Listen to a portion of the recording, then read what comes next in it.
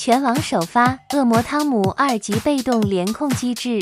众所周知，恶魔汤姆的2级被动每3次才会有1次控制，但有的时候会发现恶汤还是会在短时间内连续多次控制。这就是我们今天的主题，为什么会连续控制？我们先来看一段视频，仔细看看有什么发现。循环的前2次我称为0，最后1次硬控我称为1。注意时间5秒过去了，这已经是第2个0了。此时此刻，我们开启打碟，各位会发现，在23分钟40秒的时候出现了冰冻，随后老鼠违反了指令。OK， 现在看上去一切正常。等等，真的没有异常吗？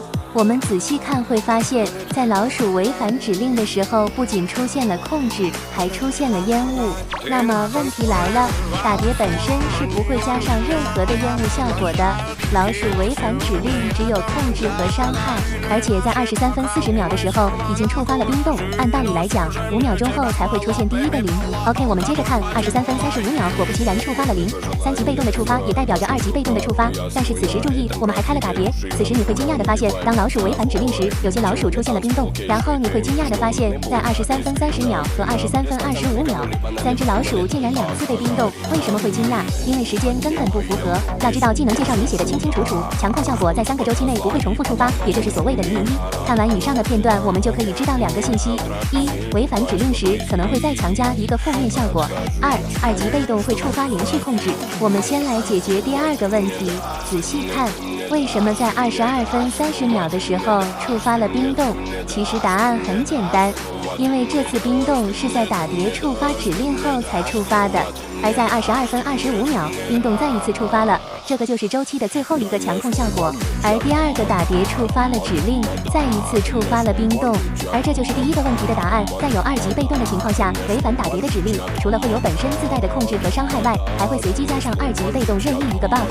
你没有听错，是随机触发，也就可以解释为什么有的老鼠身上是冰冻，有些身上是烟雾。要注意一点的是，打碟所触发额外的 buff， 并不会触发恶魔汤姆的3级被动。当然了，如果指令全部答对，那就不会有负面效果。那我们在实战中就可以做出以下的操作，注意观察老鼠的状态，掐好时间开打碟，这样就可以做到多次控制的效果。当然了，实战中很少会这样的，毕竟指令也是可以完成的，卡时间也不容易。不过各位要注意的是，在第2个0时开打碟就还和原来一样，因为5秒后就是强控，一个冷知识，冰冻效果是2.5秒，爆炸效果是2.1秒。我们在第3个1，也就是周期的强控开打碟，那么下一个周期的第1个0也会变成强控。